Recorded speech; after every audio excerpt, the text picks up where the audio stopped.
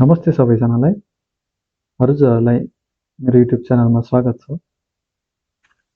सधैँ झै आज पनि मैले हजुरहरूको माझ एउटा नयाँ प्रस्तुति लिएर उपस्थित भइसकेको छु। आजको भिडियोमा मैले हजुरहरूलाई हट वर्क सेफ्टीको बारेमा बताउन गइरहेको छु। यो भिडियो अन्तर्गत तपाईहरुलाई मैले हट वर्क्स भनेको के हो, यससँग सम्बन्धित जोखिमहरू तथा सुरक्षाका उपायहरू के छन् भन्ने बारेमा यो भिडियोमा मैले विस्तृत रूपमा राखेको छु। हजुरहरूले भिडियो अन्त्यसम्म हेरिदिनु होला। ल आउनुहोस् सुरु गरौँ। सबैभन्दा पहिले मैले हजुरहरूलाई हट वर्क्स भनेको के हो भन्ने बारे बताउन गइरहेको छु। Hot works include welding, brazing, soldering, flame cutting and other activities that involve heating, grinding or spark producing.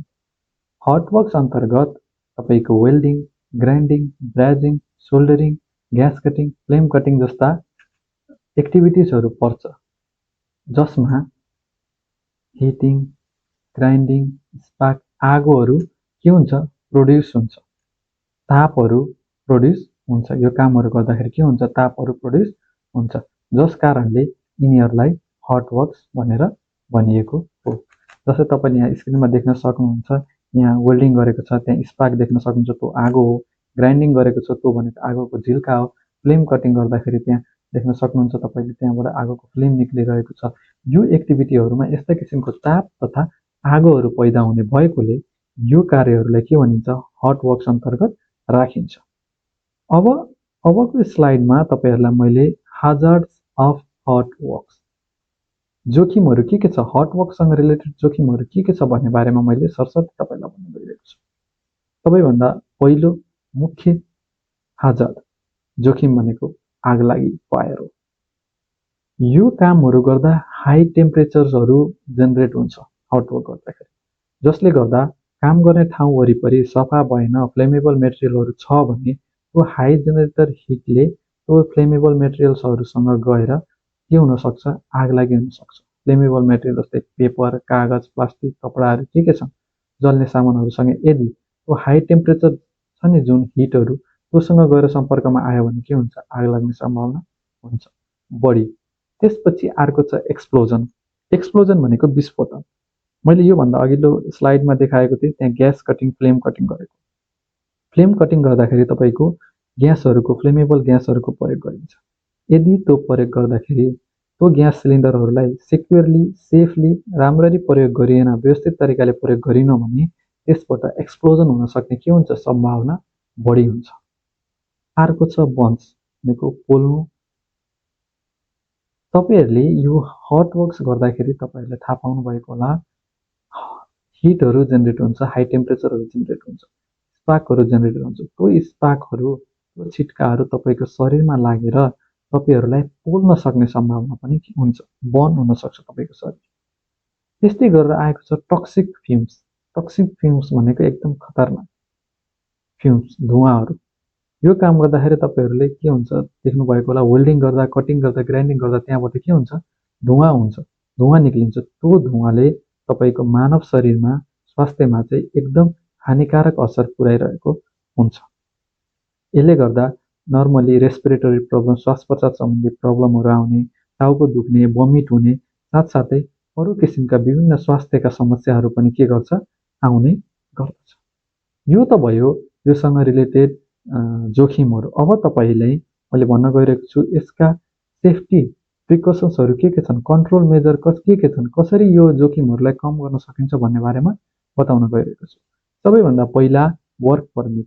Hot work सुरु गर्नभन्दा अगाडि तपाईले रिलेटेड मान्छेहरूसँग, व्यक्तित्वहरूसँग समन्वय गरेर वर्क परमिट लिन नभुल्नु होला।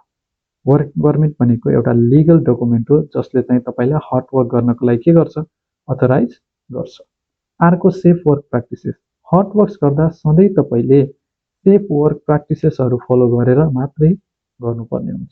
सेफ वर्क प्र्याक्टिसेसमा कस्तो पर्दछ भने, जस्तै काम गर्ने ठाउँ वरिपरि सफासुग्घर राख्ने, फ्लेमेबल मेटेरियलहरू छ भने हटाउने, सिलिन्डरहरूलाई राम्ररी बाँधेर हैन सेक्युर तरिकाले युज गर्ने, इक्विपमेन्टहरू काम गर्नभन्दा अगाडि चेक गर्ने, एरिया ब्यारिकेड गर्ने, यस्ता किसिमका सेफ वर्क प्र्याक्टिसेसहरू हुन्छ जुन चाहिँ रिस्क एसेसमेन्ट मेथड स्टेटमेन्टमा मेन्सन गरिएको हुन्छ। त्यसलाई फलो गरेर हजुरहरूले काम गर्ने। अर्को भनेको personal protective equipment. Personal protective equipment व्यक्तिगत सुरक्षाका उपकरण हो। यो भनेको तपाईँको व्यक्तिगत सुरक्षाको लागि, तपाईँलाई कुनै पनि इन्सिडेन्ट, एक्सिडेन्ट, इन्जुरीबाट बचाउनको लागि यो पर्सनल प्रोटेक्टिभ इक्विपमेन्टहरूको प्रयोग गरिन्छ। त्यसर्थ हजुरहरूले कुनै पनि दुर्घटनाहरूबाट बाँच्न, हटवर्क्स गर्दाखेरि हुन सक्ने पोसिबल डेन्जरहरूबाट टाढा रहनको लागि तपाईँले पर्सनल प्रोटेक्टिभ इक्विपमेन्टहरू लगाउनुपर्छ। जस्तै helmet, flame resistant clothing, coverall, gloves, चस्मा अनि अरू किसिमको जुत्ताहरू भयो, यो मास्क, यस्ता किसिमका पर्सनल प्रोटेक्टिभ इक्विपमेन्टहरू हजुरहरूले प्रयोग गर्नुपर्ने हुन्छ। अर्को छ fire fighting equipment. Fire fighting equipment भनेको जस्तै फायर एक्सटिङ्ग्विसर, फायर ब्ल्याङ्केट। हटवर्क्स हुँदाखेरि सबैभन्दा बढी जोखिम मैले अघि नै भनिसकेको छु, आगोको हुन्छ। आगोबाट बच्नको लागि इनकेस काम गर्दाखेरि फायर इन्सिडेन्ट भयो भने त्यसलाई कसरी कन्टेन गर्ने, त्यसलाई कसरी निभाउने, कसरी कन्ट्रोल गर्ने, त्यसर्थको लागि, त्यो कामको लागि हामीले फायर फाइटिङ इक्विपमेन्टहरू साइडमा राखिरहेको रेडी अवस्थामा हुनुपर्छ। त्यस्तै गरी छ अर्को कन्ट्रोल मेजर अनि सेफ्टी प्रिकसन भनेको भेन्टिलेसन। काम गर्ने ठाउँमा जति प्रपर भेन्टिलेसन हुनुपर्छ, ताजा हावा, फ्रेस हावाहरू आउने तथा त्यहाँको हावाहरू जाने व्यवस्था मिलाइएको हुनुपर्छ। यसले गर्दाखेरि त्यो काम गर्दाखेरि जेनेरेट भएको फ्युम्सहरू, खतरनाक टोक्सिक फ्युम्सहरू के हुन्छ, भेन्टिलेटेड हुन्छ। भेन्टिलेटेड भएर फ्रेस एयर आउँछ, जसले गर्दाखेरि तपाईँलाई श्वास प्रश्वास गर्न सजिलो हुन्छ र स्वास्थ्यमा त्यो फ्युमले गर्ने असरहरू के हुन्छ, कम हुन्छ। ट्रेनिङ, काम गर्ने व्यक्तिहरूलाई हटवर्कसँग सम्बन्धित रिलेटेड ट्रेनिङहरू पनि प्रोभाइड गर्नुपर्छ, जसले गर्दा उनीहरूले योसँग हुने जोखिमहरूबाट बाँच्नको लागि उनीहरूले सुरक्षित तरिकाले सेफ्टी काम गर्नु, प्रिकसनहरू अपनाएर। आजको भिडियोमा मैले सरस्वती हजुरहरूलाई हटवर्क्सको बारेमा भनेको छु। यदि तपाईँलाई कुनै कन्फ्युजन छ भने प्लिज मलाई कमेन्ट गर्नुहोला। म अर्को भिडियो मार्फत हजुरको कन्फ्युजन हटाउने प्रयास गर्नेछु। त्यसर्थ यदि तपाईँ मेरो च्यानलमा नयाँ हुनुहुन्छ भने प्लिज सब्सक्राइब गरिदिनु होला, लाइक कमेन्ट गरिदिनु होला। आजको भिडियो यति नै। हस्, थ्याङ्क यू सो मच।